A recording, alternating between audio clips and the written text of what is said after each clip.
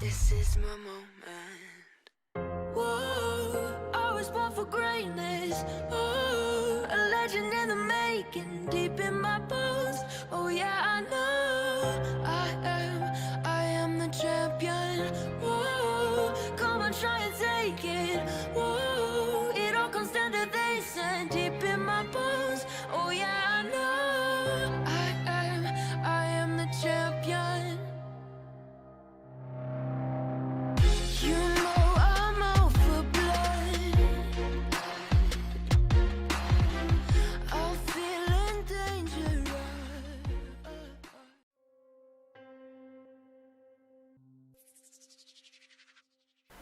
Alright, it's time for another video.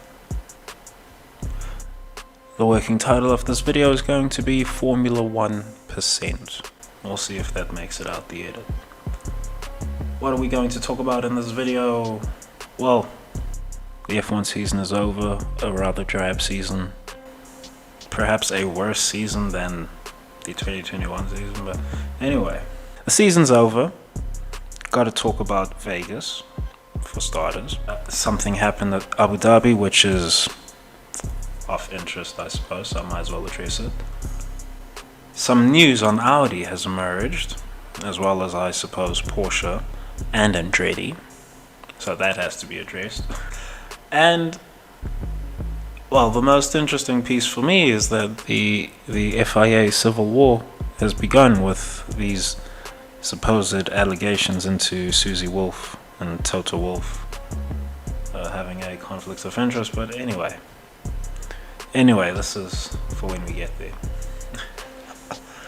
That's for when we get there in the video. And the spice mine, yes, the spice mine at Red Bull has turned over. So I gotta address some of what the Spice Boys said.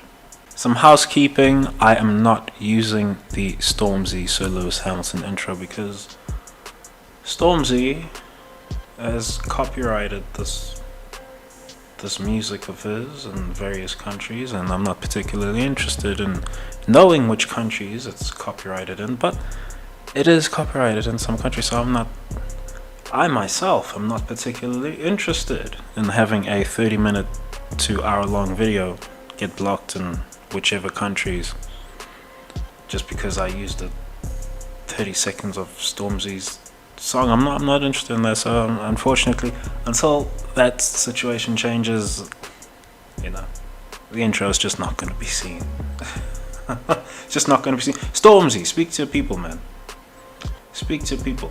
If I get to spin that intro, brother, I spin you an extra $1 million on top of whatever the fuck you got. Maybe it don't matter to him at this point. Who the fuck knows? Who the fuck knows? But anyway. Alright, so a bit of a Vegas recap. I mean, for starters, it did put on an interesting Grand Prix. There's reasons for that. There are very specific reasons for that. So one, a circuit review. The layout is uninteresting, but the racing is made interesting on account of the ambient conditions. It's in a desert. It's not a humid desert. I'm not sure what the opposite of humid is at this current moment. Arid? Is it arid, humid? Maybe. But anyway, it's not a humid desert, right? If you're in, I don't know, let's say Dubai, right? I've been to Dubai. If you're in Dubai and night falls, right? It's nighttime in Dubai. Brother, it's as hot as the day over there, right? In Vegas, it's not a humid desert. There is no ocean nearby. Well, there are oceans nearby if we just use the whole fucking world scale, but there's no oceans nearby. And so there is no humidity to trap the heat in the area. And while that affects circuit temperatures in various ways, well, circuit conditions in various ways, such as the track temperature being very low and it being very hard to warm up the tires, but well, the design of the circuit itself is uninteresting. The interest is that it's in Vegas. It goes down the Vegas Strip. The Vegas Strip, the inclusion of the Vegas Strip is actually really good circuit design. I should mention that. I should mention that. Just that, well, I suppose Tilke got practice. Is it still Tilke making these circuits? Who knows? But well, Tilke got practice with these street circuits, and now they done the thing at Vegas. The only complaint I have, I suppose, is that they could have gotten better camera angles, but well, it's a work in progress. But otherwise, as expected, the circuit itself is uninteresting. It's just well, you can't simulate the ambient conditions without knowing the ambient conditions. So now that the Grand Prix has been run and people know this is a thing that happens, the simulations are going to change and all the sim races are going to do a thing on Vegas with the track temperatures making it impossible to warm up tires, or nearly impossible. And that'll be a thing that happens there, or now. But otherwise, before that, before the actual event itself happened, the circuit itself was otherwise uninteresting. And it is, quite frankly, uninteresting. It's just that, well, we're at Vegas, like I said. And we actually use the Vegas Strip. Like, that's crazy. That's great. That itself was probably worth $1 billion. But anyway, John C. Maloney got to spend his money. So one interesting scenario that emerged at this whole Vegas Grand Prix was the drain cover situation. Now, yes, it is it's problematic that it took so long to repair the drain cover. All the drain covers around the circuit. I don't know if they went and did a job on all of them. That is problematic, but I mean, these things can happen with motorsport. Like, these things can happen. You could lose the whole session. You book tickets to Suzuka and the fucking typhoon rolls in and you lose some sessions. Like, shit, that just happens, bro. If that's a session you paid for, shit, it happens. Them cars are still gonna get practice at some point, but you didn't get to take your seat. That shit just happens. That's just the way the cookie crumbles. So I don't see any sort of court case panning out in the public's favor in this regard. I just don't see it happening. And funny enough, well, I'll address that in a second. But regarding the drain cover, what Toto Wolff made a whole scene. Being asked about the drain cover situation, and like, really, I mean, I suppose he was baited, because whichever journo was talking was making it sound like it's a huge disaster that our drain cover came up with a circuit. Like, this shit happens, bro. This shit happens. This is like, when the Formula 1 is in town, like, the circuit might break. Shit happens. Shit happens. We're at the cutting edge of the technology here, right? The whole sport is literally trying to break the technology. Like, the tire technology is at its limits. The brake technology at its limits. This is why we actually have to make the cars lighter, but anyway. But anyway, the circuit technology, like what's being used for fucking tarmac, is at its limits. These things happen.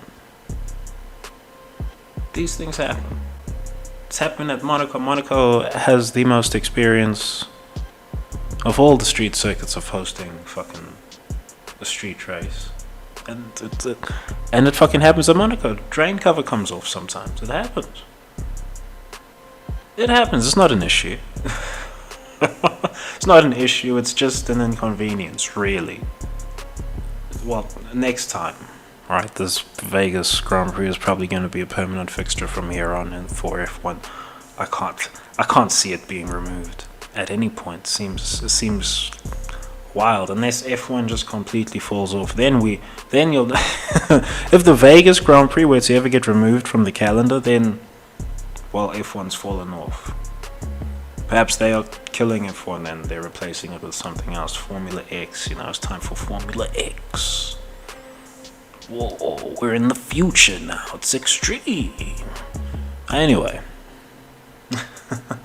this drain cover thing, it's not a thing.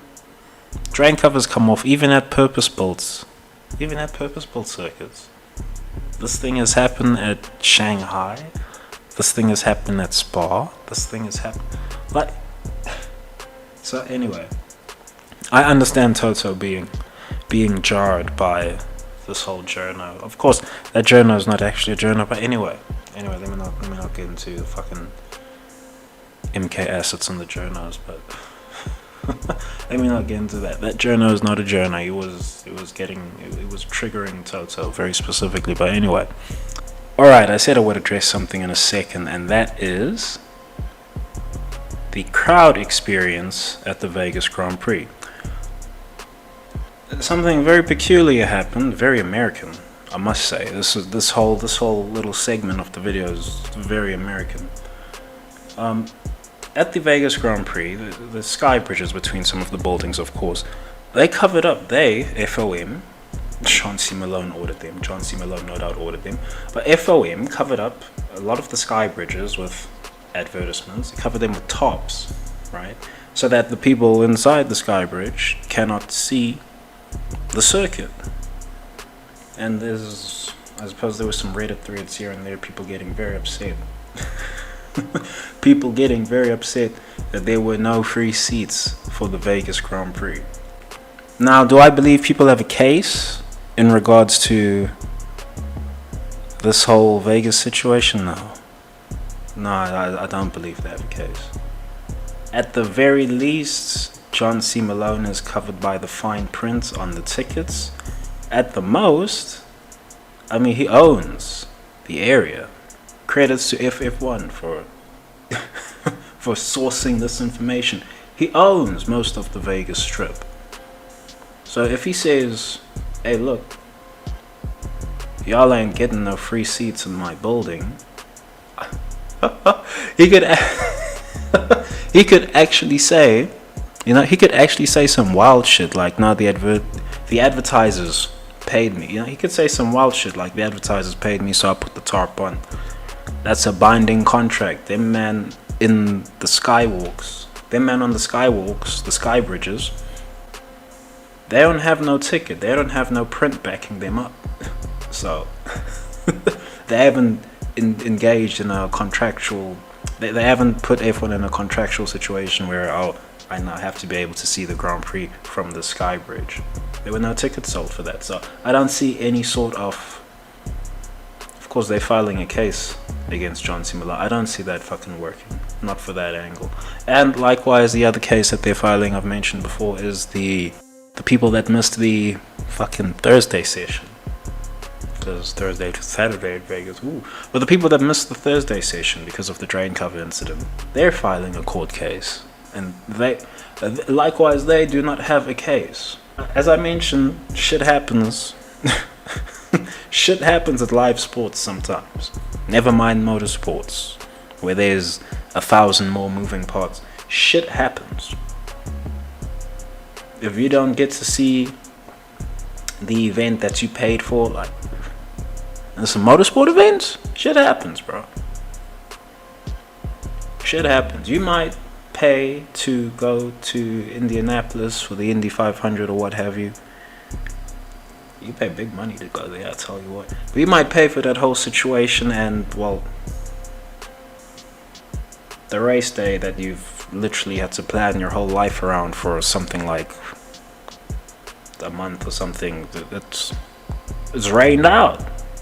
It's rained out. What, are you gonna get your money back because the thing was rained out? They're gonna host the race. They're gonna run the event the very next day or the very next week. These things happen. Maybe even later on in the day, and you might have to catch a flight or something.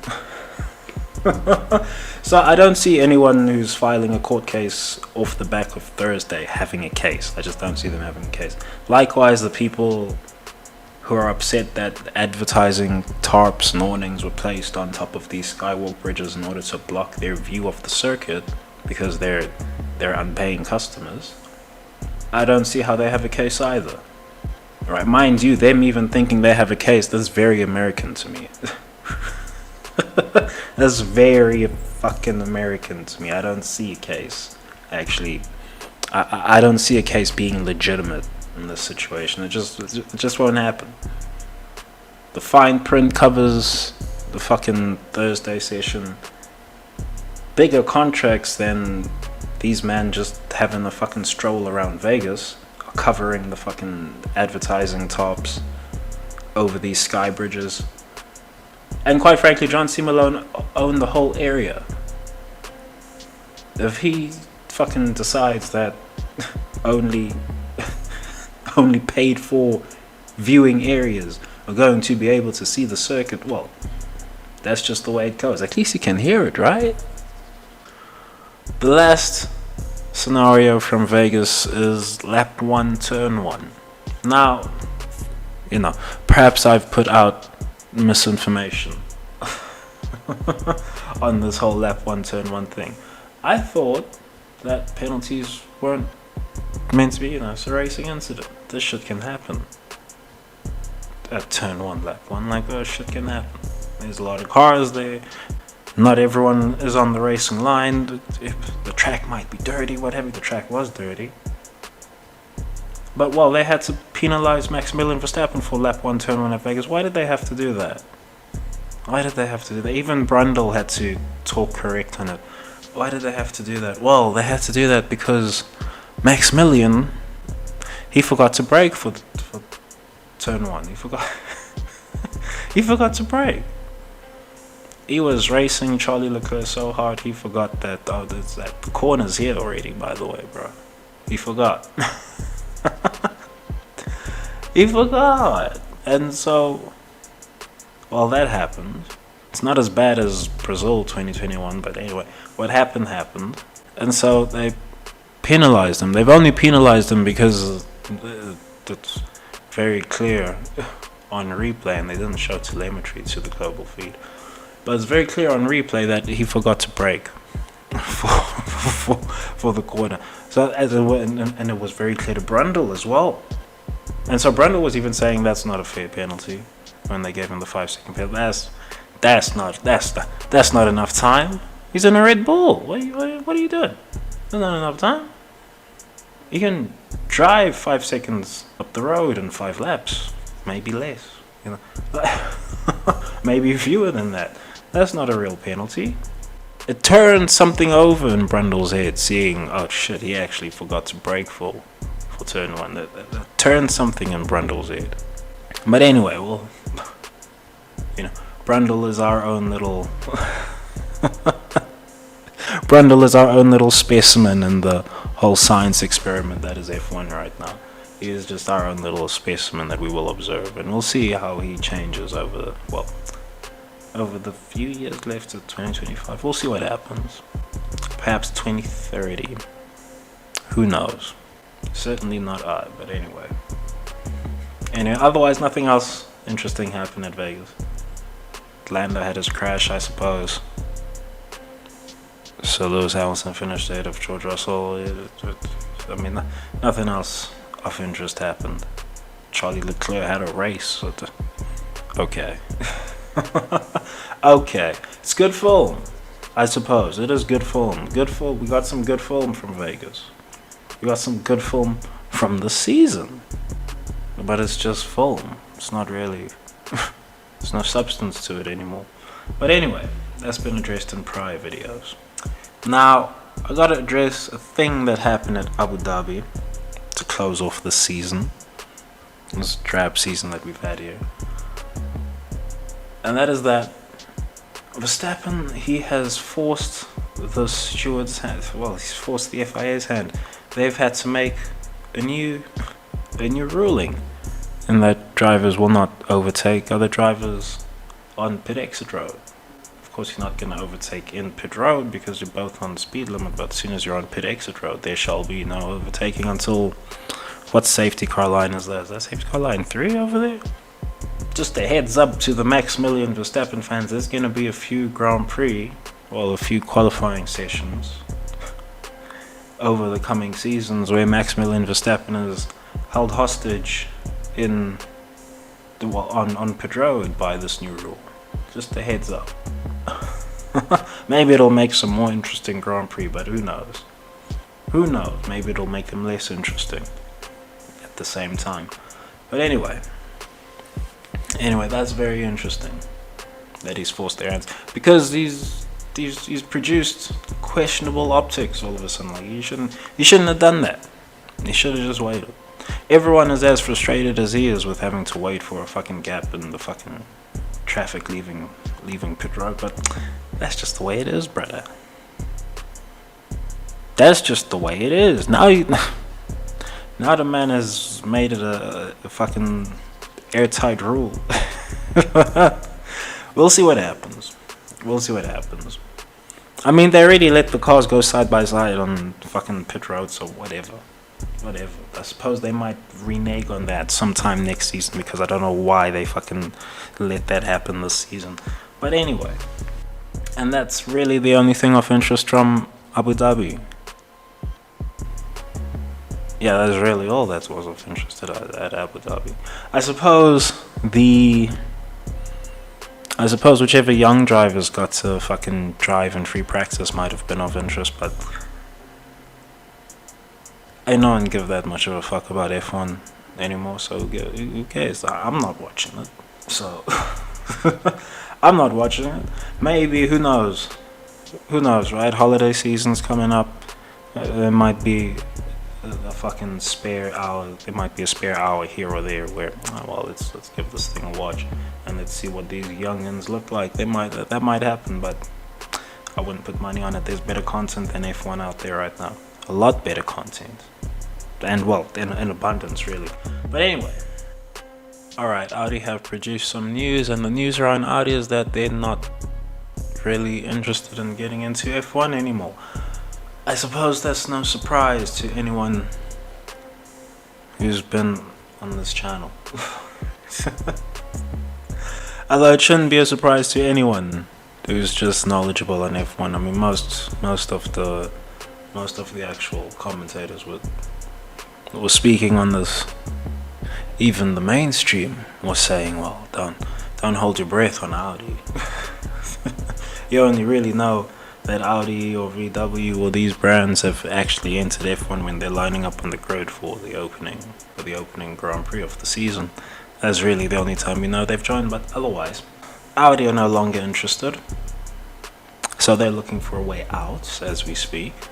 And, well, allegedly Porsche are also getting cold feet. I suppose the canon reason, of course, new management has come in, but the canon reason will be that new management came in, looked at the cost of this thing, and they said, no, ooh, that's expensive, brother.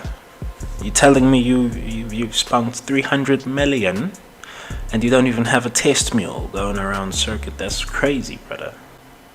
At least tell me you've got a fucking engine that's working on 2 cylinders right now. At the least, right? After dropping 300M, and they probably don't even have that at the time. Well, at the time of Audi making this news. We're talking month-old news now, but this has been in the pipe probably since the start of this year. But anyway, Audi are no longer interested. And allegedly Porsche are no longer interested. So now we got to ask the question of what does the FIA do? Because on the opposite side of this, Andretti are very interested, and well, Andretti are pulling some strings, and they have somehow cooked up a potential deal with GM, General Motors, to get the Cadillac brand. Well, to have Cadillac actually making their engines, or perhaps they just brand the engine as Cadillac and they just use some top engineers.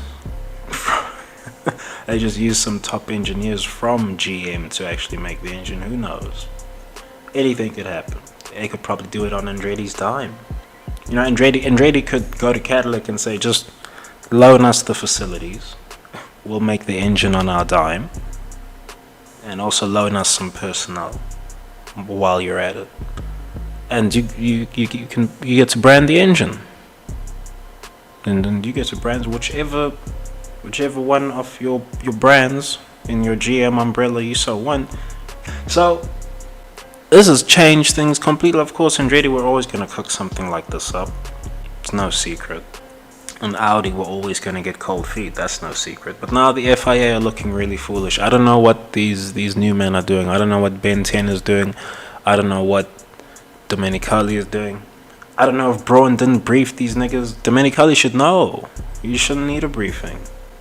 Fucking Ben 10 should know. You never roll out the red carpet for VW. You know, it's so crazy, this whole thing that Audi are now supposedly going to fold on their F1 entry. It's so crazy because the FIA had Audi and VW and Porsche sitting in on the actual engine regulations meetings. For the new formula, they actually got to design the coming engine rigs to some degree. Audi, and supposedly they're now folding in. Andretti Audi is saying, hey, take our brand, take us in. We're gonna make a whole new team, an 11th team. And you know what F1 is really saying, what FOM and friends are really saying, and the FIA, they're saying, get out of here, you dirty garageista. The last time you ran those garagistas, they were embarrassing. Those Virgin HRT and them were embarrassing. Get out of here, you dirty garages. So that's what they're saying. Marussia, these men. They're not saying get out of here, dirty garages. But Andretti are serious. And they've been so serious, they've jumped through every single hoop F1 has put in front of them. But anyway, we've talked about this before. But now F1's looking really foolish. After rolling out the red carpet for Audi and VW. And now Andretti are like, hey, we can make a Cadillac deal for you, seeing as you want to breach the American market. Very foolish from Ben 10 and friends. Just stupid by them, really. Stupid. I mean, they painted the concept car in the Audi livery. Like, dude, these men got reamed by Audi. But anyway. Anyway, F1 is heading down, folks. It's all down from here, or for a while at least. This whole scenario here with Audi, Porsche, and Andretti / GM, General fucking Motors. This is just messy. The way it's developed is just so messy. There's no winning for the FIA at this point. They never come out looking good at this point. Because now they're gonna cave to this Andretti-Cadillac deal. Well, if they cave or don't cave, either way it's a losing hand. For the FIA. That's crazy. That's crazy that Andretti has strong-armed them this way and put them into this position. Well, they haven't strong-armed them just yet. They will only have successfully strong-armed F1 once they're actually on the grid, I suppose. Then they've successfully strong-armed them. But until then, they put FOM in a super difficult position. And of course, FOM is going to do the really stupid thing and hold out hope that Audi are actually going to join. Porsche might still join. Who knows? Who knows? Porsche might still join. Supposedly, Audi are going to sell whatever they've developed. Or not even sell, just move it over to Porsche. Just give it to Porsche's hands. But, well, then there's news on the other side that Porsche are not going to want to carry on Audi's project. They're going to want to start their own shit. But anyway. Anyway, we're just going to have to see what happens. Alright, one small little piece of news from the FIA I've got to address. And that is that the FIA are now looking to reduce the amount of stewards reviews after Grand Prix by charging teams $5,000 per stewards review. I'm not actually gonna delve into this fully, but just shorthand, this little decision that they've made here is just in really poor taste. After the 2021 season, never mind the finale, after the whole season, this is just such a poor decision by them. Never mind that the 2023 season wasn't actually officiated all that well. Never mind that. I mean, the reason that so many teams had stewards reviews is because, well, they're living it. They can see that this shit ain't being officiated properly. Something is afoot. They can see it. They're experiencing it. That something is afoot here. The results are not happening the way they should, and the teams are really pedantic with certain details. I mean, they will actually have people posted up at corners looking for track limits violations. So for example, Austria, right? Because there was stewards reviews for a whole week after the Austrian Grand Prix or whatever. or a week and a half, or whatever the fuck that was. These teams are so anal with details that they will even have people on ground and they will send them upwind to scout the weather. So it's, you know, now this is just an entry level conspiracy. We're not talking no MK Ultra or anything. You're right. These teams will literally have people posted up on corners with the binoculars, with the binoculars and clipboard, and they will be watching each time the cars go through the corner for track limits violations, and they will tick off each time, and they'll report back to HQ saying, yeah, car number 55, 60 and 8s have all fucking violated track limits over here. Make sure the FIA is on it.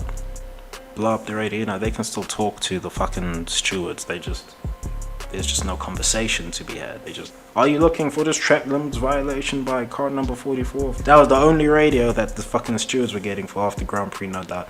But anyway, these teams are really anal with shit like this, so they know that the season wasn't officiated correctly. They know. And they'll fucking budget for 5k. Per stewards review, they'll fucking budget for that. It's no sweat. I just put aside $1 million and that will cover the whole season or something. Maybe 1.5 million. You want to get adventurous with it. I don't know how much people could have to review, but anyway. Anyway, that's just a big FU to the fans. This whole 5k per stewards review thing. That's just a big old FU. I mean, if you put down 5k and you ask them to do a stewards review on Abu Dhabi, what happens?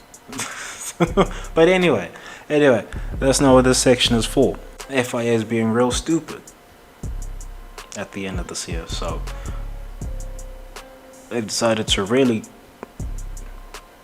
you know, go out with a bang for the year, and they decided to, I can't even believe what I said. They decided to accuse Susie Wolf of having a conflict of interest because Toto Wolff, they're married, or they might have shared some confidential information. And I've been pondering for the longest time. Well, since the news came out, so it's not been that long, but it's been long enough. But I've been pondering for the longest time, like, what exactly are the FIA? What if they push through with it, right? Of course, they dropped the allegations because it's impossible. Let me not say it's impossible, but it's very unlikely that there could ever be any sort of conflict of interest.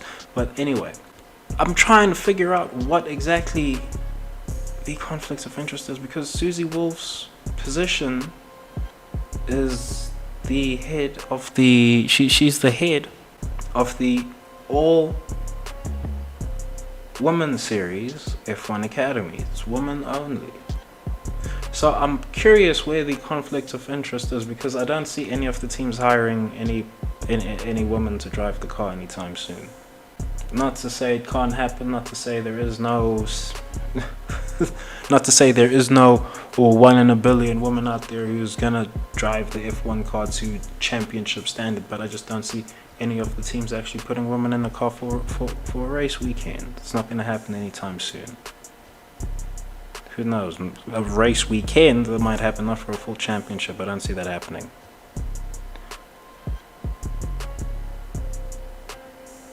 So what exactly is the conflict of interest? Any of the women who are in F1 Academy, the teams already know about them. The teams knew about them before they touched F1 Academy. You know, Red Bull, the Red Bull Academy has like some 4-year-olds, some 6-year-olds and shit on their fucking roster. What? Like, these teams are scouting drivers who start karts like at the age of 4, 5, 6. That's when they're like, oh, you might have an interesting driver on your hands over there. What is his name? What is his what is his fucking birth certificate number? And she don't have ID. What is his fucking birth certificate?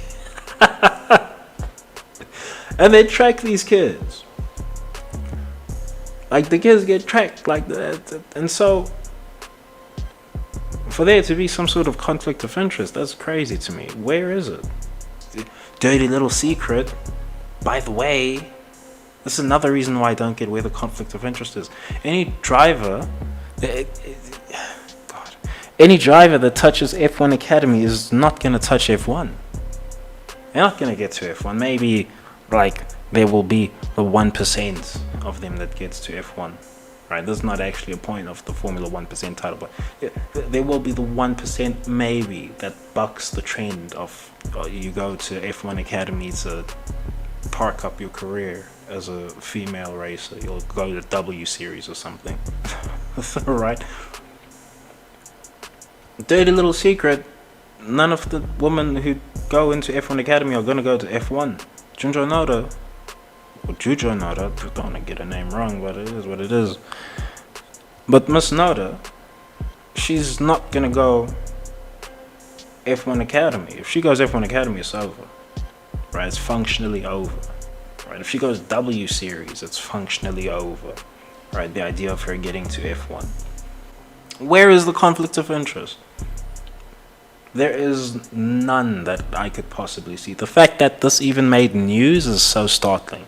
Because that tells me, quite frankly, that, I don't know, the FIA civil war has begun. That's what it tells me. Whatever's going on in the FIA, people are pulling in different directions. Obviously, you're going to have people who are upset that this whole, well, the whole fiasco since 2021 has just been brushed by. You're going to have people internally upset about that. And you're going to have people internally who are, you know, trying to push in the direction where it slides, where it gets swept under the rug. You're going to have you're going to have people pulling in different directions. You're going to have, quite frankly, people who have conflicted interests within the FIA. But it's not going to be at Susie Wolf's door. It's not going to be at Susie Wolf's desk. Get your head right. But, you know, they're targeting Susie Wolf. They're saying anyone can get it.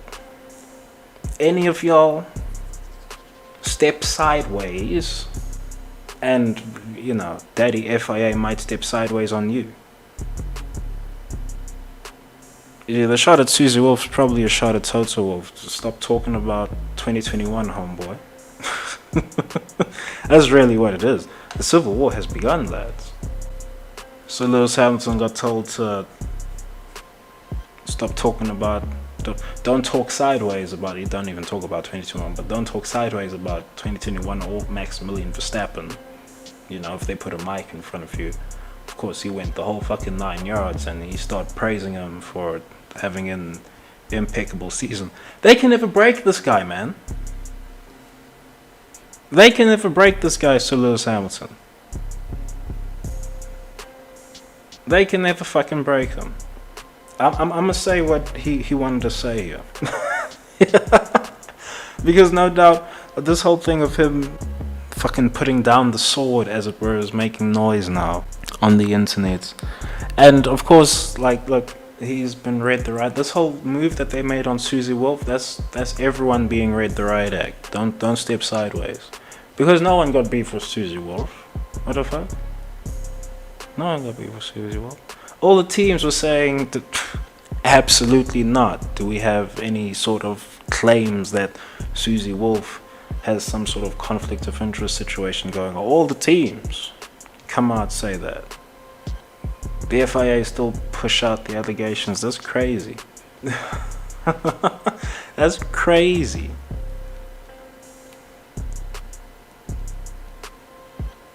That is so crazy to me, man.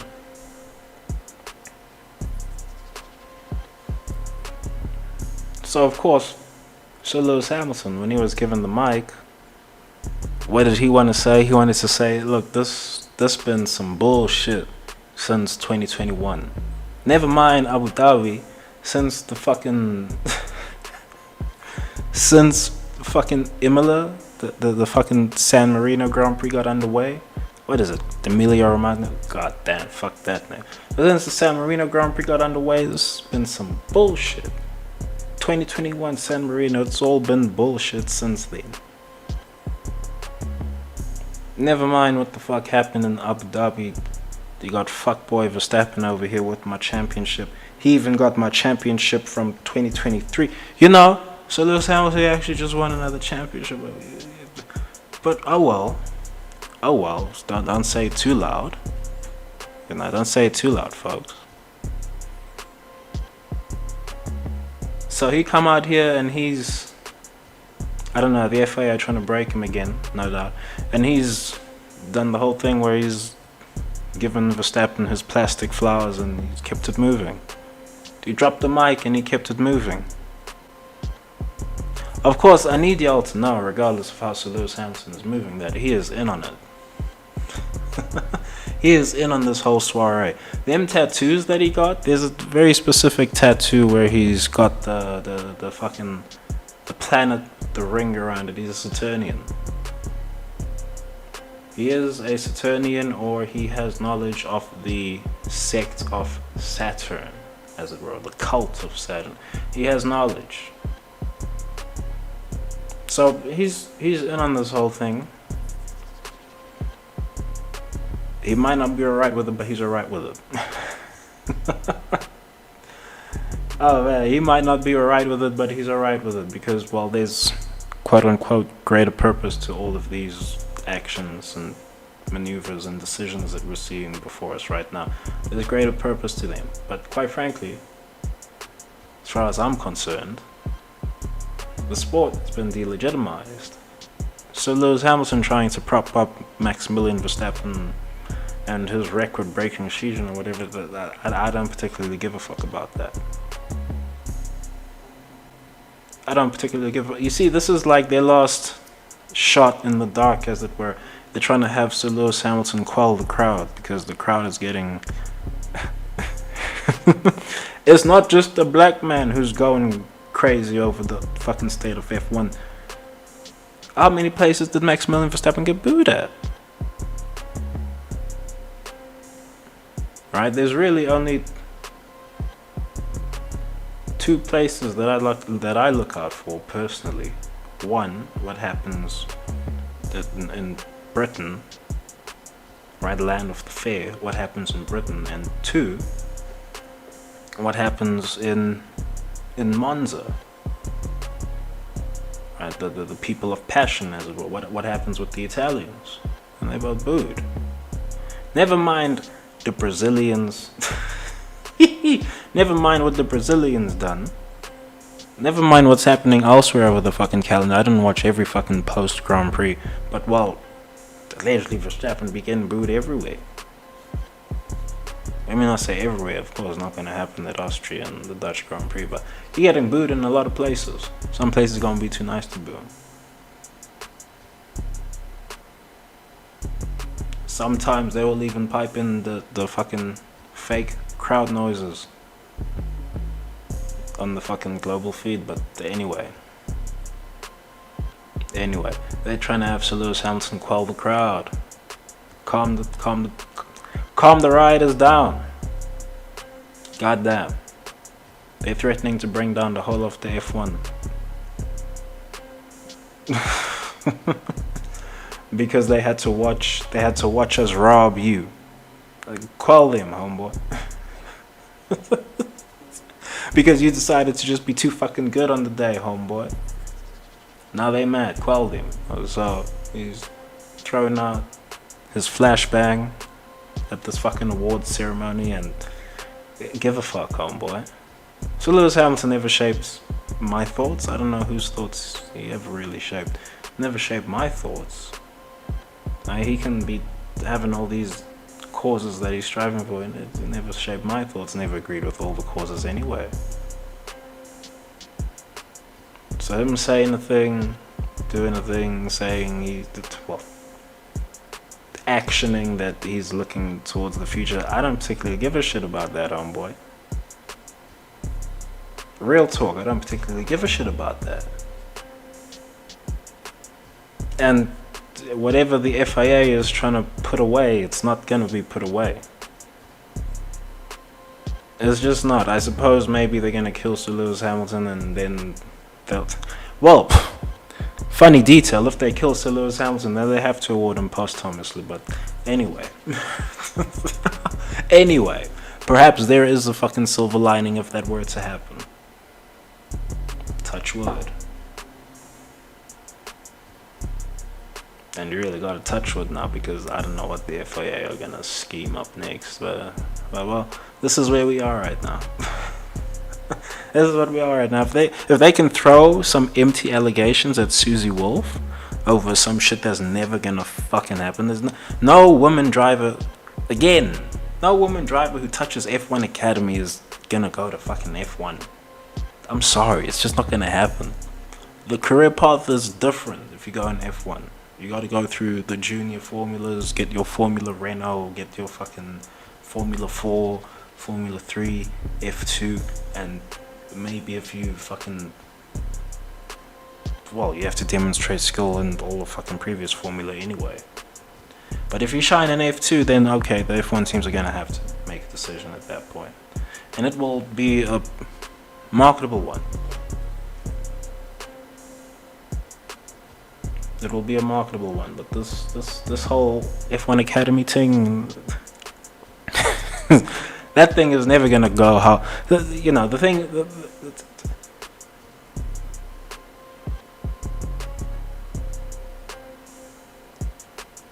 Everyone knows, right? And when I say everyone, I'm talking like the whole FIA apparatus and the F1 teams and all of that. Everyone knows that none of these women who go into F1 Academy, even Susie Wolf herself knows this.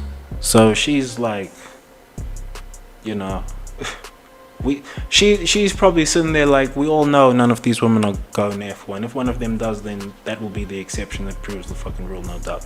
But we all know none of these women in the F1 Academy are going to F1. Why this conflict of interest mess now? Where does that come in?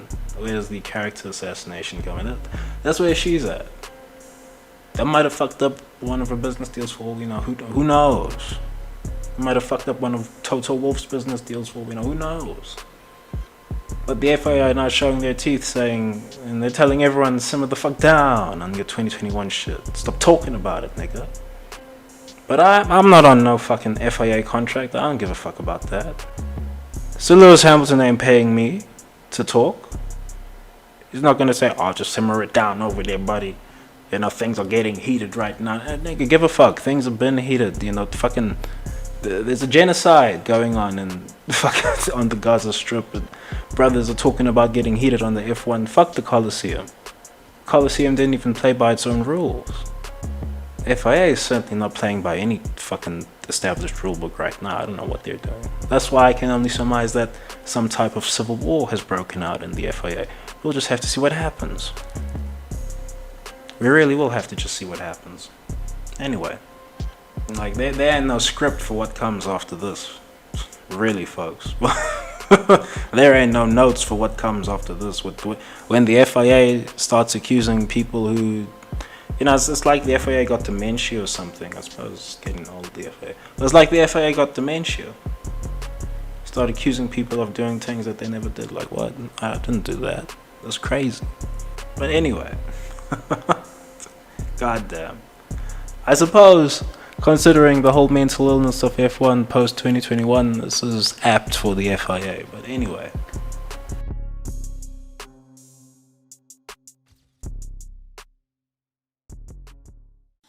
Hi, guys. Oh my goodness, you're so ferocious. Should I just be terrified of you?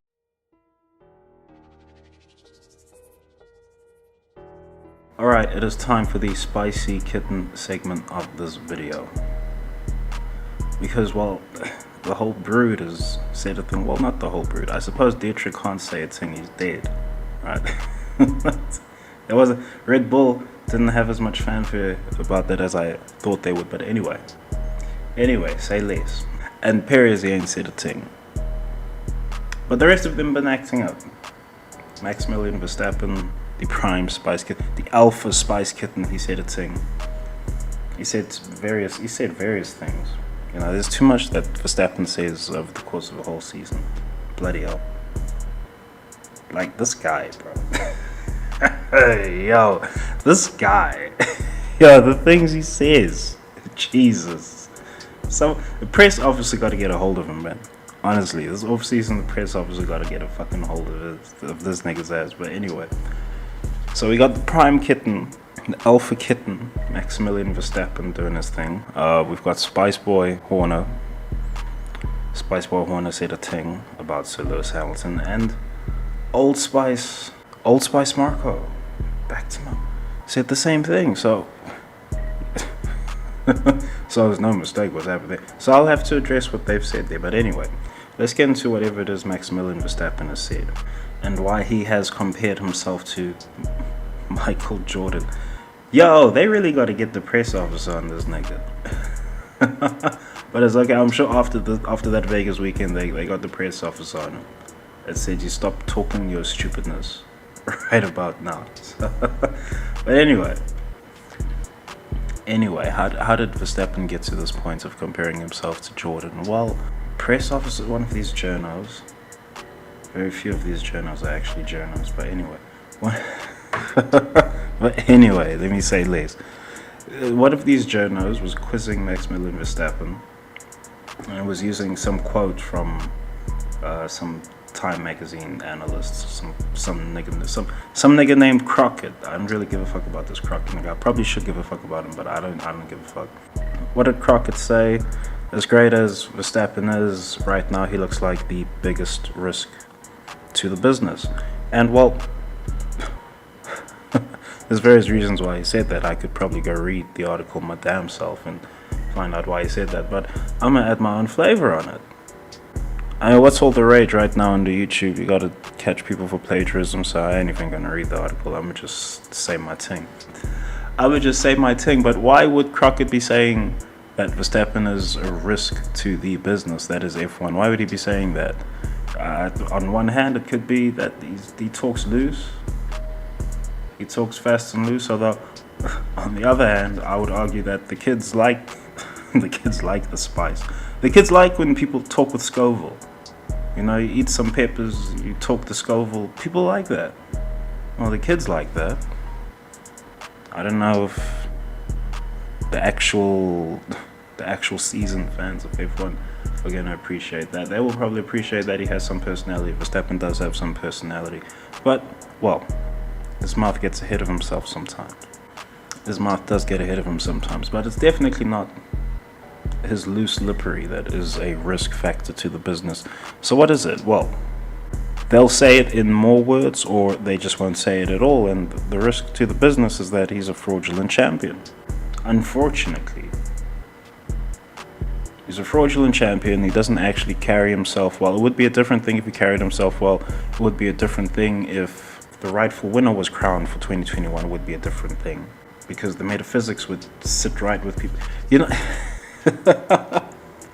people have a metaphysical gyro. Right, let me call it a metaphysical gyro. People have a metaphysical gyro in their being somewhere, and they know that there's something not quite legitimate about this Verstappen era right now. Never mind what he said, which I'll be addressing later. That, well, there's an illegitimate champion sauntering about right now. I could argue, quite frankly, because the Red Bull car is illegal, having been over budget in primary design phase, as I've talked about in prior videos.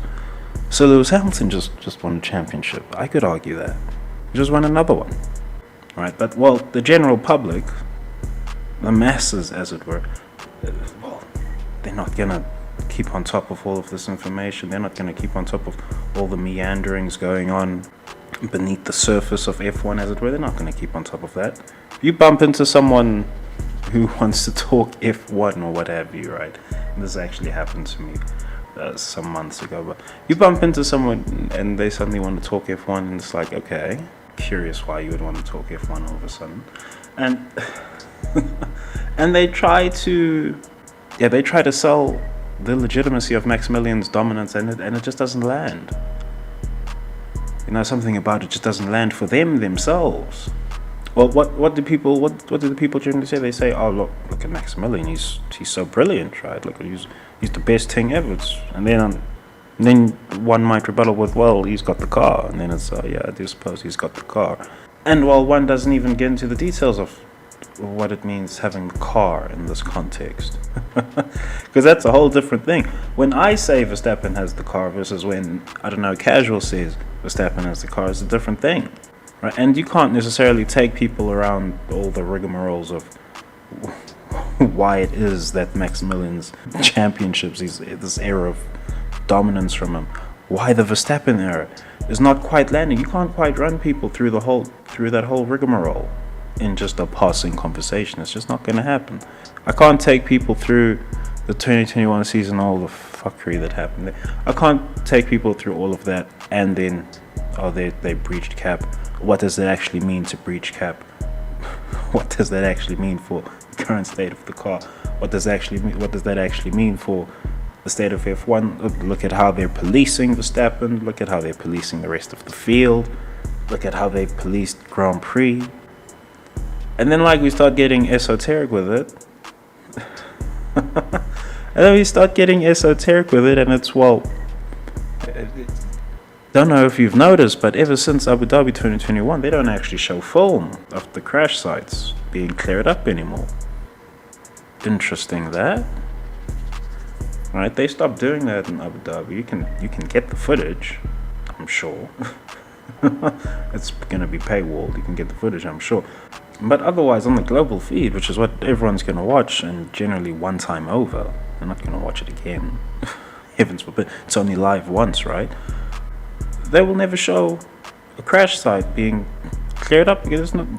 Well, for a while at least.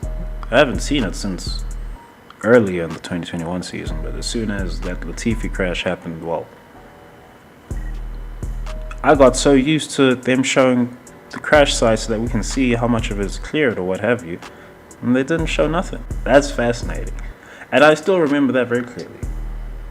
I haven't even gotten a rewatch of this fucking sham that's the Abu Dhabi 2021 Grand Prix, but I still remember that clearly. They did not show Latifi's crash site and the marshals clearing it up, and for some reason they started doing that from then on afterwards. Right, they normalized it very quickly. Likewise, they just do whatever, they'll finish the race or not finish the race if they want to buy a safety car. That shit don't actually matter. Evidently. Evidently, right? Anyway, right, a real fan of the F1 has no problem with appreciating how talented a driver Verstappen is. There's really no problem with that. That doesn't really matter. I'm quite frankly upset that his championships are illegitimate. The history books have been fucked from here on. Like, there's no real arguing it. Could have been fucked before, probably was. I would point to XYZ, but hey, that's just me. That's just me, right? But now the history books are fucked. So now there's no real room for appreciating his greatness, and yeah, it is a risk to the business because the business is currently delegitimizing itself. And they're not going to say that in the Time article. I don't even have to click on this stupid shit. They're not going to say that in the fucking article. This whole fucking era of Maximilians is illegitimate. And now he's compared it to fucking Jordan. Nah. Oh my days. You can't compare, right? That's why I say the press officer got to get on Maximilian Verstappen. An alpha kitten Verstappen. You got to get on this nigga. Can't be comparing yourself to Jordan. Just stop. When Jordan arrived at the Bulls, please understand, that was like a fucking NA meeting over there. Alright, the Bulls were a fucking Narcotics Anonymous meeting. Them dudes were chopping lines for the warm-up. That's the pre-game. Chop lines and sniff that. That was their pre-game. It's fucking well documented. It's not like that's not esoteric in any sort of way. Right, so you can't compare that. You just can't compare. Jordan went about professionalizing the fucking whole league. You can't compare that. Like, that's already been done for F1, unfortunately. You're late. So you can't compare to whatever it is Jordan did. Never mind. Never mind that Jordan's path to his rings wasn't just given to him. It wasn't just predetermined. That shit had to be earned. You could still legitimately bet against Jordan. Or now, in hindsight, people would say, "Oh, that's a stupid bet." Well, you could bet against him back then. There was Barkley cooking. There was a large one cooking. Ewing, Stockton, like there was Mandem. There was Mandem in the NBA that Jordan had to go up against every season. Or maybe not every season. I don't know what the fucking history of the conference is, but these men had to play against each other every damn season. I'm not the NBA historian, so some NBA historian gonna pull me up on XYZ. Reggie Miller. Jordan had to go up against all these guys. You could bet against him. His path to the championship wasn't just predetermined. You can't bet against Max Miller and Verstappen right now. You can't. That's a dumb bet. Going into next season, whatever Toto's talking about, right? You see Toto gassing up the car. This nigga Toto Wolf, bro. Oh my god. But anyway, you see Toto gassing up the car. Right, he's gassing it up. So Lewis Hamilton has poured water on it. Who's this brother? I forget his name. The fucking designer, whatever. But he's also pouring water on this fire Toto, starting by gassing up the car, saying, "Oh well, hold on, rein in the expectations now. We're just gonna wait till testing and see what happens when the car starts turning wheels." That's really all that Sir Lewis Hamilton and the rest of the team are saying. Meanwhile, Toto's gassing up the whole thing. It's a bit wild. But even with Toto gassing it up, ain't no one gonna bet against Max Miller and Verstappen. That's a bad bet. Aston Martin fell away. No one's talking about Aston Martin anymore. Ferrari, right? It was no secret. The car don't even look pretty. It's not gonna drive pretty. That's just how it goes in F1. So they've fallen away. Of course, Sainz has gotten his win, and Leclerc's had his wonder drive at Vegas. Yeah, they get the optics, but no one's actually betting on Ferrari. Well, aside from the Italians, I suppose. But no one's actually betting on Ferrari. All the news is directing your attention towards Mercedes. Hey, look at what Mercedes are cooking. They're going to challenge Red Bull next season. No, it's not going to happen. No one smart is going to put money on that. Look at how the Red Bull car developed this season when they were serving their penalties. They got no penalties to serve next season. So what's the car going to do? Never mind the loopholes that they found to put some wacky parts on the car, call it reliability upgrades. Okay, fucking call me Shirley then, I suppose. So I mean, there's so many metrics you just cannot compare. Whatever it is Verstappen's doing with Jordan, I don't hear anyone pulling up Jordan's titles as illegitimate this way. People might say Jordan rules this, Jordan rules that, but no one that. No one is taking that seriously because they've seen LeBron. Because all of a sudden they've seen LeBron's career and the LeBron rules play out, and how LeBron has been misofficiated and he's been allowed to get away with horrendous flopping and all of that. And the NBA's the NBA and LeBron's management has done him a disservice. I suppose that's all I'm going to say about that. But that's really the comparison for Verstappen. I suppose Verstappen has been more loyal than LeBron, whatever. I suppose that's all. But that's really the comparison because, well, officiating failed LeBron and officiating has failed Verstappen.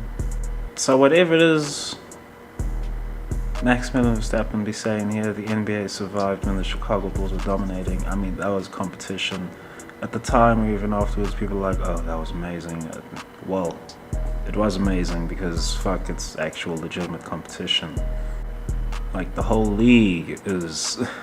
the whole league have their own storylines to try and make real, have their own hero storylines to try and make real. That was the story. That was the sense at the time.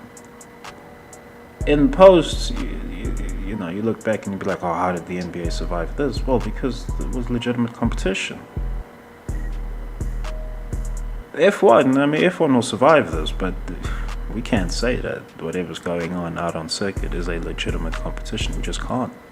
Yo, Verstappen be saying too much, man. If you are a real fan of the sport, you should be able to appreciate a team doing very well. Well, I actually do appreciate the Red Bull pit crew when they do their shit. You see, I actually got this shit documented now. That's the great part about the fucking YouTubes. But I do actually appreciate the Red Bull mechanics, for instance, and Newey, even though he's gone over budget, but whatever. I know he knows he was over budget, but whatever. Whatever. History not gonna remember that, is it, Newey? But even still, I can appreciate Newey has built a banger of a car, and when the Red Bull pit crew were busting out the hand drills to fucking shave a second off of a front wing change, like that's, you know, I'm making that news. No one else making that news. You know, I checked all the fucking YouTubes. Well, let me not say all.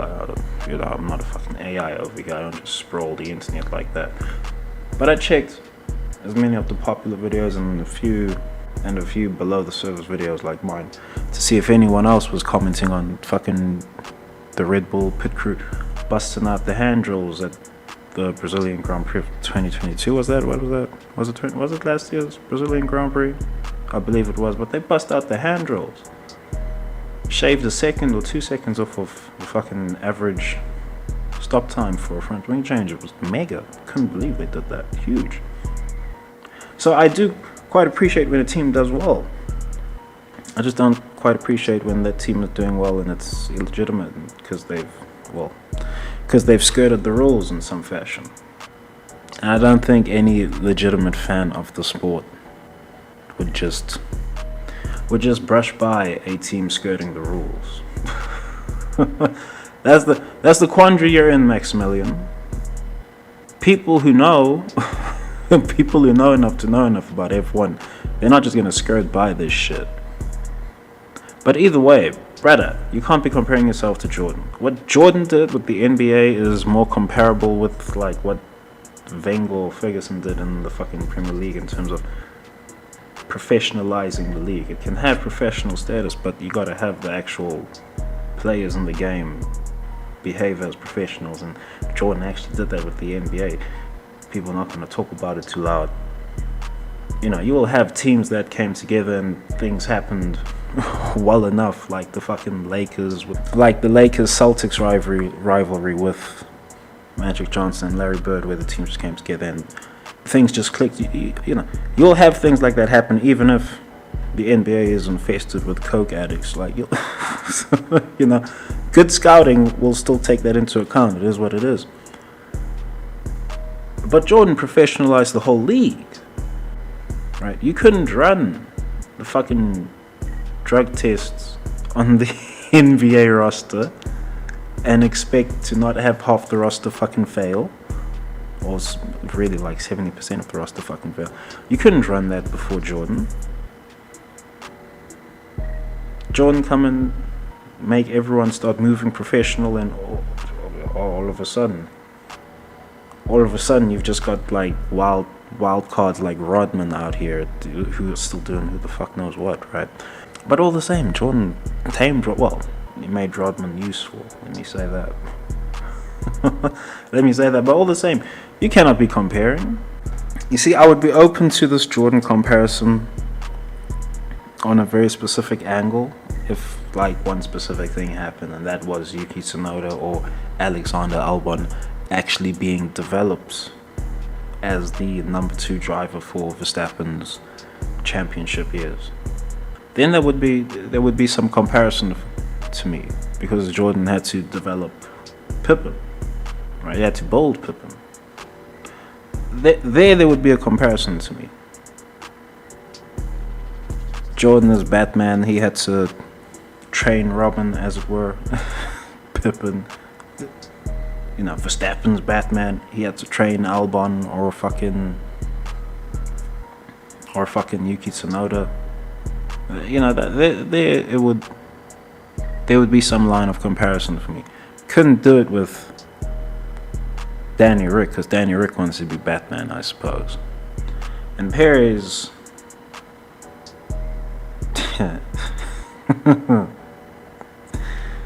well, Perez is a hire from outside. That's all I'm gonna say. That's all I'm gonna say on that. I suppose I gotta say more on that. People are gonna take that as racial, but he didn't develop him. You know, Horner didn't develop him. You know, Spice Boy Horner didn't develop him. Old Spice Marco didn't develop Perez. It's not like Verstappen taught him some of the ropes or what have you. Oh, you can do this on the brakes, or you can do this on the throttle, or you can do this with the steering, or what have you. It's not like he taught Perez none of these things.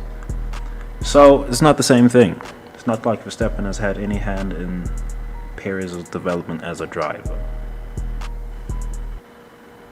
Albon, I mean, they were so close. I mean, they were like next to each other in the team at some moment. So yeah, I suppose there could be some hand there. Tsunoda, well, we'll see just how far he gets within the Red Bull apparatus, but he's probably out. He's probably out in 2 years. He's not gonna. Well, he might get to drive the 2026 cars if they even come in 2026. He might get to drive them, but I don't think it would be at Red Bull. But anyway,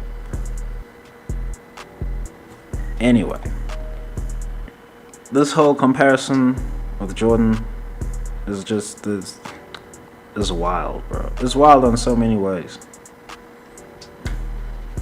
What now? Verstappen gonna miss 2 championships and then get another 3? Like, behave.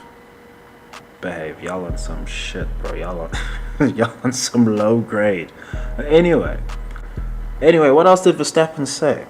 He made a headline talking about the Vegas Grand Prix, although it was before the Grand Prix itself. But he said it was 99% show, 1% sporting event.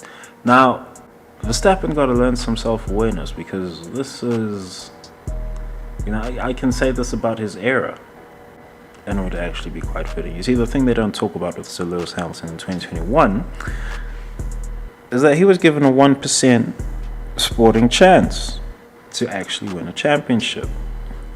1%. It wasn't a 50-50 or whatever. It was a 1% sporting chance.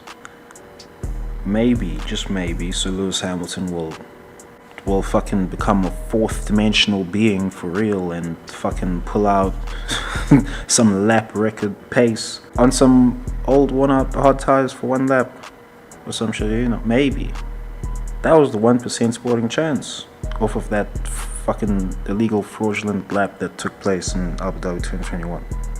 The rest of the season was a show. The rest of the season was the show to crown Verstappen. And that's his era. It's a 99% show, 1% sporting event era. And this is the Formula 1%. And Verstappen, he's not aware of this. He's not quite aware that his own era is fraudulent. He's not quite aware that there's people who are very aware as to what the budget cap breach actually means. And of course, everyone within F1 knows what the budget cap breach actually means, but they're part of the show. They're spending money. Their salaries are tied to this thing floating. So,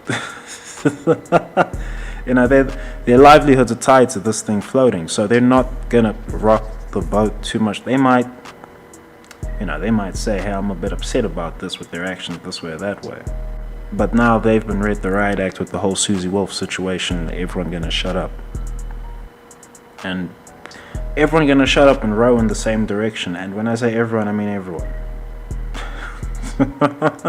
I mean everyone. This is another reason why Toto Wolff is gassing up the 2024 car. Toto, shut up, bro. Shut up. You're supposed to tell the media that there's no time to talk to y'all. Do not go bother the next headquarters. That's what you're supposed to be telling these niggas. But anyway, the lack of self-awareness from Verstappen here just boggles the mind, really. And I suppose it will even apply to his fans, his stupor fans, as it were. And at the start of the 2022 season, we didn't know Red Bull had breached cap. Had we known, well, had we known, you could also say, oh, well, Ferrari were given a 1% sporting chance of actually getting a fucking championship. Who knows, they probably ran the car over the limit at a few Grand Prix to try and match this over-budget Red Bull car, but well, came undone. The engine went pop. Right, my assessment last season was very harsh of Ferrari, but as things have metastasized, well, they're just a victim of the 99% show and 1% sporting event. And 1% sporting event era. They're just a victim of it as much as anyone else. But for this to come out of Verstappen's lips, he got read the riot act after this, because he was talking very nice on Saturday after the Grand Prix. Very nice. How could he not, right? The Grand Prix was stellar. How could he not talk nice? But he was talking very nice afterwards. So he got read the riot act. But for this to come out of Verstappen's... for this to pass through Verstappen's lips, for him to fix his mouth to say this shit, boggles the mind. Right, now you see I gotta go back to this Crockett fella. And I ain't even touched this Time article yet. Never touched a Time article in my life. No. Well, I suppose, let me not say in my life, I have read some Time magazine, but as soon as I found out Hitler was Man of the Year way back when, well, I knew what was up, so I called time on that. But for this to come out of Verstappen's lips, right, it might just be the case. The Time magazine, its Time article can say that, well, he is the biggest risk to the business just because of his loose lips. Because you can't say this. You can't be saying this around. You can't be saying this around well-meaning, well-intentioned fucking F1 fans or just sports fans and think it's gonna flow. Because it's not. And you're gonna see the FIA play defense on this shit for the 2024 season, I suppose. But anyway. Alright, and now the last bit of the Spicy Kitten segment to address. Spice Boy Horner and Old Spice Marco have put it into the ether that they want to sign Sir Lewis Hamilton. Now, are they fibbing? Let's just get this out of the way. Are they are they telling a lie? Are they perhaps just putting out news articles to disrupt Mercedes? I mean, how could they disrupt Mercedes? The contract has already been signed, right? So, are they serious about signing Sir Lewis Hamilton? Well, yes. Yes, they're deadly serious about signing Sir Lewis Hamilton. Because they will get to own F1. If they sign Sir Lewis, they will win. They will actually do the 100%. They will actually 100% the season if they get a hold of Sir Lewis Hamilton. But that aside, it's not even that they can 100% the season. It's that they can legitimize Verstappen. And how will they legitimize Verstappen? Well, I'll press the big red button on the engine. You see, they own their own engine IP now. So what Mercedes did to engineer a championship for Nico Rosberg, Red Bull can do just as well. And they're not going to have a big manufacturer, because Mercedes, they own their own engine. If they decide, we're blowing up this engine, we're making a German champion in the German car, well, why the fuck not? Boom goes the engine. And of course they do it at a timely fashion, somewhere where it will pass the eye test in Malaysia or something, right? You can do it at Singapore now, I suppose. It's a hard enough Grand Prix. Or Bahrain or Qatar, or I mean, you got options. You got options, right? But, well, Red Bull now own their own engine IP. They're not going to have Honda looking over their shoulder and saying, "Excuse me, sir, if you pressed that big red button, I'm gonna have to tell the media about this whole shindig." All right, that's what happened in Abu Dhabi 2021. You know, people are gonna ask, why wouldn't the FIA just press the big red button? If Mercedes say, "No, sir, you're not pressing that big red button," and if you do, we blow the lid on this whole thing, they're not gonna press it. They'll have to break decorum, break kayfabe, and do something else. See, Ron Dennis was at least on board enough with the whole shindig to have the fucking gearbox glitch happen in 2007 at Brazil, whatever the fuck that was. He was on board enough with that, but there's no product to sell. Well, there is. I suppose McLaren make cars here and there, but there was no real product to sell. And either way, that, like, you know, a gearbox having a glitch or some shit, it's not gonna tank the product.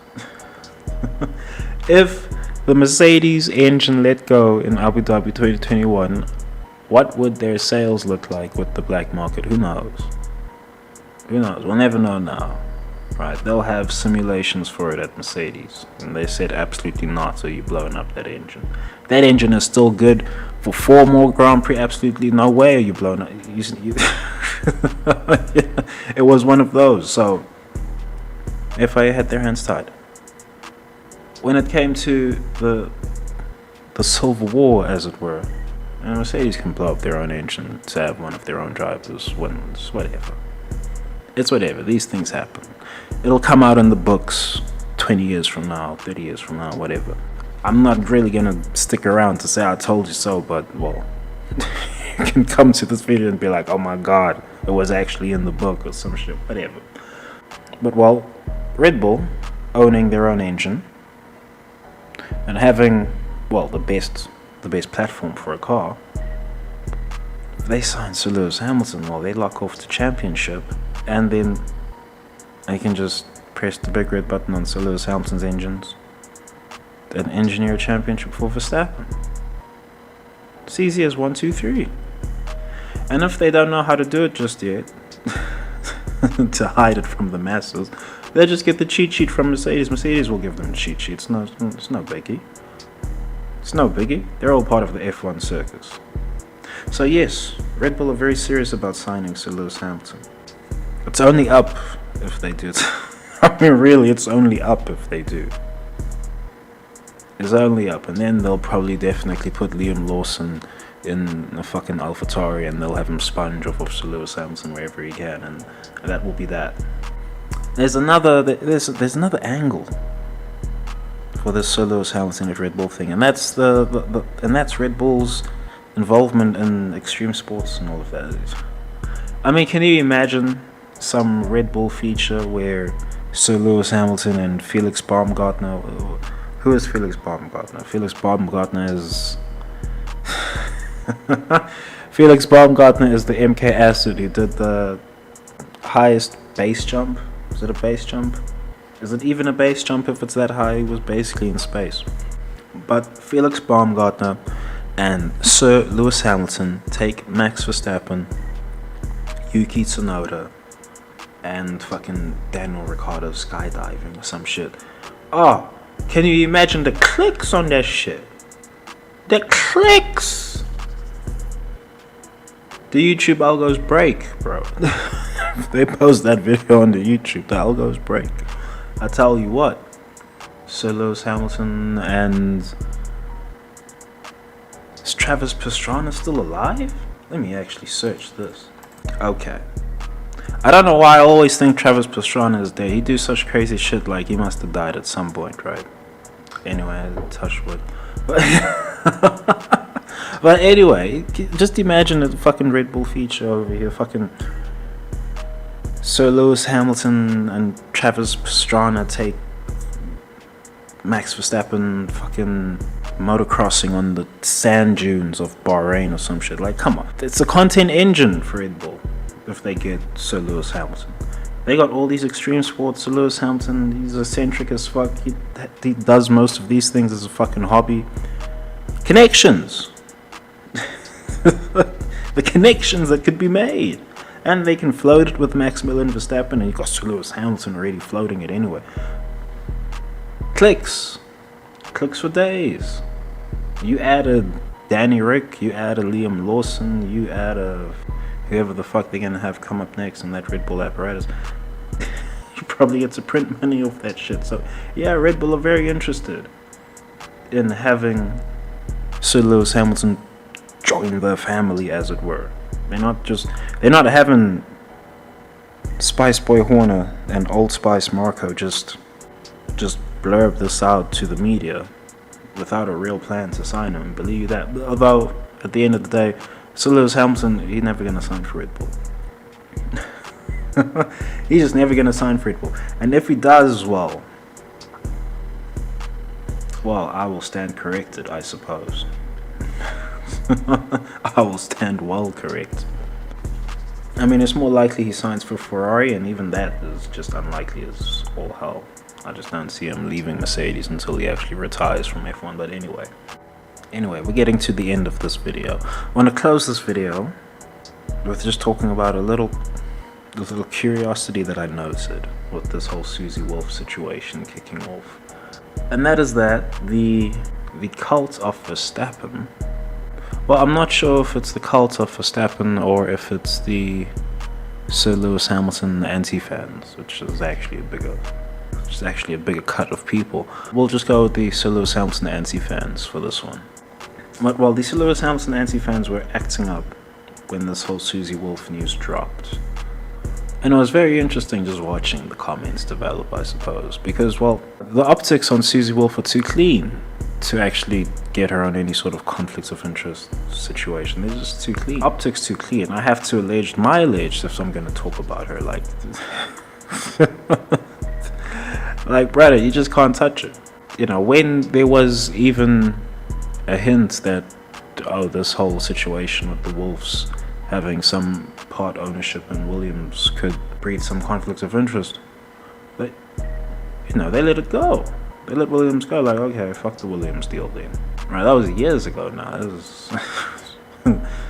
It's almost a decade ago now. And that was the time to really do those conflicts of interest thing, but at the same time, well, no one's actually going to mention Red Bull and AlphaTauri, and I suppose that situation is changing. But anyway, it was very interesting watching these Lewis Hamilton anti-fans react to this thing, because they were adamant. They were actually adamant, and they probably believed it, that, oh, look, we finally caught them cheating. Of course, it was with Susie Wolff. And I watched people react to this thing like, yo, these niggas can't be serious, bro. They think Susie Wolff? Like, they think anyone has dirt on Susie Wolff? Are they mad? Are they mad? And people are just reacting to these comments like, dude, if you actually think they've got something on Susie Wolff, like, you're just an idiot. And this is like the one silver lining of this whole thing, aside from everyone now knowing where they stand with the FIA. The one silver lining with this whole thing is that, well, the sane part of the F1 metasphere has gotten to see the Sir Lewis Hamilton anti-fans in full gear, gearing up to fucking stick it on Susie Wolff somehow. Bizarre. Truly bizarre. But anyway, lads, thanks for that. You know, you did a lot of work for this little section of the F1 YouTubes that, you know, we just don't have to do for ourselves now. Just point out how stupid the man are. They actually believed Susie Wolff had done a thing. But anyway,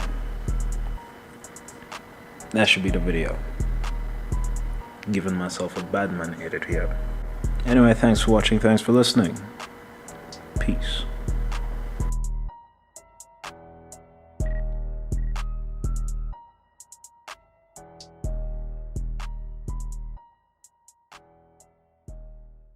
Hell breezy. Let me show you how to keep the dice rolling when you're doing that thing over there. Hey. Let's go! Cause I'm feeling like I'm running and I'm feeling like I gotta get away. Better know that I don't and I won't ever stop. Cause you know I gotta win every day. Go! See, you really wanna pop me. Go! Just know that you will never flop me. And I know that I gotta be a little cocky. Go! You ain't never gonna stop me. Every time I come a nigga gotta set it, then I gotta go, and then I gotta get it, then I gotta blow, and then I gotta shut it. Any little thing a nigga think that he be doing, cause it doesn't matter, cause I'm gonna dead it. Then I'm gonna murder everything and anything about it. Boom, about a thing. I gotta do a lot of things to make it clearer to a couple niggas that I always win, and then I gotta get it again and again and again. And I be doing it to death, and now I move a little foul. Nigga better call a rap, and everybody know my style. Niggas know that I'm the best when it come to doing this, and I be banging on my chest, and I'm banging in the east, and I'm banging in the west, and I come to give you more, and I will never give you less. You will hear it in the street, and you can read it in the press. Do you really wanna know what's next? Let's go. See the way we on it, and we all up in the race, and you know we gotta go and try to keep up with the pace. And we struggling and hustling to set it and to get it, and we always gotta do it, take it to another place. Gotta taste it, and I gotta grab it, and I gotta cut all through this traffic just to